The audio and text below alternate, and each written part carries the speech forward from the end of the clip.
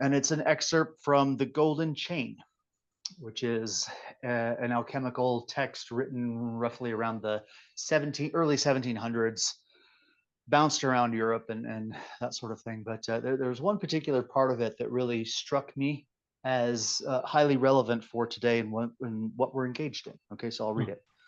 Um, the whole of nature and creatures, therefore, consist of two basic origins: the doer or the mover, who is a spiritual being, and the moved or sufferer, passive recipient, who is a tangible or corporeal being in regard to his moving spirit. Explanation: air is the passive recipient, suffering, and is corporeal relative to fire, which is the subtlest and most effective element. Water is tangible and corporeal, moved and made effective by the air, which, relative to water, is an active spiritual being. Earth is moved, impregnated, moistened, and fertilized by water, which, relative to earth, is a moving and active spirit. But everything, as already mentioned, is originally made effective by the universal world spirit. Since the effects of nature occur only according to the created properties of natural things, while art must faithfully follow nature and cannot achieve anything useful without her, all practical investigation of nature undertaken without a preliminary correct knowledge of the universal world spirit and the created properties of those natural things in which is done must turn out as foolish and fruitless. But whoever perfectly understands this active spirit and the above mentioned law of motion in all types of creatures in relation to the differences proper to them will also recognize the lawgiver in his infinite wisdom, his eternal omnipotence, his eternal justice, and his eternal mercy. He will possess natural science perfectly and is on the highest level of Hermetic philosophy. And even if it seems impossible to some to climb to the highest level, the natural scientist, eager to learn and be reborn in the light of grace, should not lose courage and confidently start investigating. He should not, however, take anything in hand without knowing it, or making something of it without knowing what, as the sophists do, without knowing what it is, as the sophists do. I'll paraphrase there, right? It didn't come out right.